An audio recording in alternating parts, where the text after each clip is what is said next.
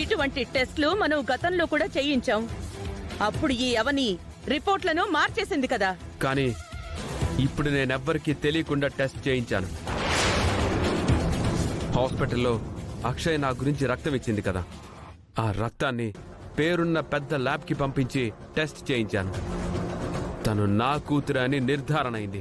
అసలు నీకు పిల్లలు కలిగే యోగం లేదని నీ ఫ్రెండు వాడి భార్య గతంలో నాకు రిపోర్ట్లు చూపించారు. అది కూడా నిర్ధారించుకున్నానమ్మా. వాళ్ళు పొరపాటున వేరే వాళ్ళ రిపోర్ట్ని నా రిపోర్టుగా ప్రింట్ చేయడం వల్ల అలా అయింది. కావాలంటే నువ్వు వాళ్ళకి ఫోన్ చేసి తెలుసుకోవచ్చు. నమ్మకురా, ఈ పేపర్లని నమ్మకు. ఇందులో ఏదో మోసం ఉంది. తొందరపడి నమ్మేయకు. తనంతట తానుగా నిజం తెలుసుకున్నా, తండ్రిగా వీడు ఒప్పుకున్నా మీరెందుకు ఒప్పుకోవట్లేదు? నా కొడుకు, నా కోడలు, నా కొడుకు, నా మనవరాలు జీవితాంతం కలవకూడదా?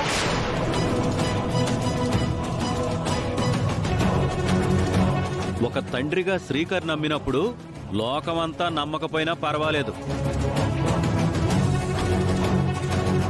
ఈ రోజు నీ నోటి వెంట ఇంత మంచి మాట వింటానని అనుకోలేదు చిన్నోడా. చాలా ఆనందంగా ఉంది. మాకేంటి కాదు, వీడేంటి ఎంత పెద్ద ట్విస్ట్ ఇచ్చాడు? నా కూతురుని నేను ఎక్కడికి పంపించను.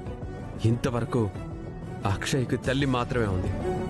ఇక నుంచి తండ్రి అండ కూడా ఉంటుంది. మరోసారి బాగా ఆలోచించరా. అక్షయ నా కూతురే, నా కూతురే, నా కూతురే.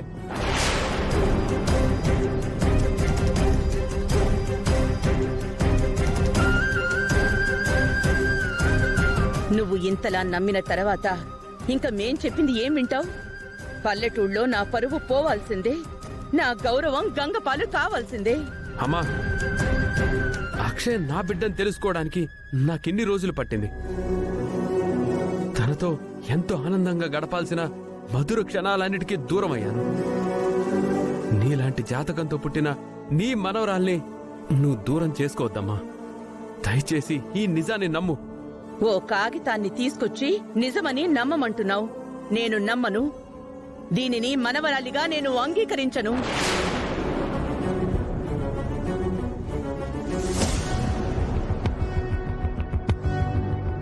నన్నే కొట్టావు కదా నువ్వు. నీ సంగతి తర్వాత చెప్తాను రా, తర్వాత చెప్తాను. మంగరావు అక్క పోదానండి.